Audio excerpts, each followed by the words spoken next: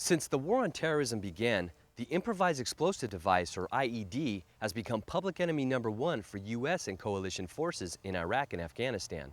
I recently caught up with some soldiers from the 3rd Brigade, 3rd Infantry Division to take a look at some new technologies that have been developed and fielded to meet the IED threat. Necessity is the mother of invention, and nowhere else is that statement more true than on today's battlefields.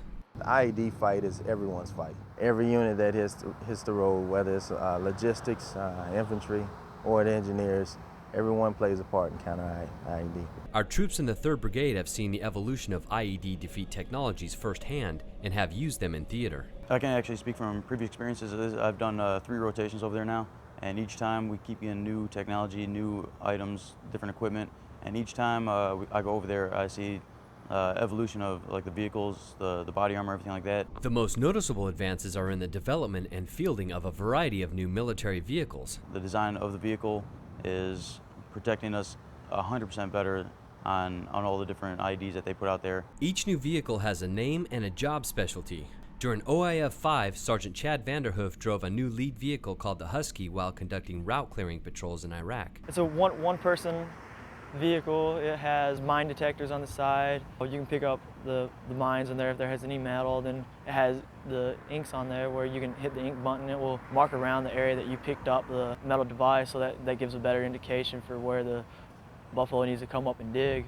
And it's the Buffalo's job to investigate IEDs. Sergeant Christopher McFarland operated the Buffalo while in theater. The Buffalo, its primary purpose is pretty much interrogating IEDs. When we're out on patrol and we come in contact with something that appears to be an IED, it has a robotic arm on it, where from the inside I can control the arm. It's got a fork and a single claw on the back where we can dig in the dirt, we can flip over objects, and pretty much just cipher through all the trash and try and find all the IEDs that were out there. Another newly fielded vehicle is the RG-31, which is serving the role of gun truck during route clearing patrols, providing security. Traditional gun trucks sit a lot lower and have a wider base, which doesn't fare well with the IEDs, versus our RG-31s with the V-shaped hull, and it sits much higher.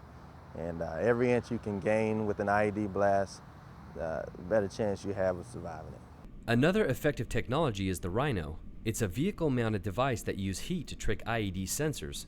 Specialist Christopher Leach believes the Rhino saved his life and the lives of 3 of his fellow soldiers when their Humvee was hit by an IED while on patrol. Basically what it does is it tricks the EFP into thinking that it's the motor, so they aim it back at us. It kind of moves everything up. So the first heat signature they're getting is the Rhino and not the engine, so it's actually shooting into the engine instead of shooting into us. The main force of it actually hit through the engine compartment, and I got a little bit in my driver's door and the window and stuff, but for the most part it did its job, so I'm still here. The United States Army continues to develop effective new technologies to stay ahead of the enemy and save the lives of American and coalition forces. We would probably be fighting a losing battle if we didn't have some of the new technology. All these systems are great, and it's definitely helping us. The casualty counts has dropped down a lot since the vehicles have been put out there. Although technology is definitely saving lives and helping to win the fight against IEDs, the troops here tell me one of the most effective tools is still the human eye. Learning and knowing your routes like the back of your hands so that you'll notice any changes that may have occurred since the last time you traveled your route.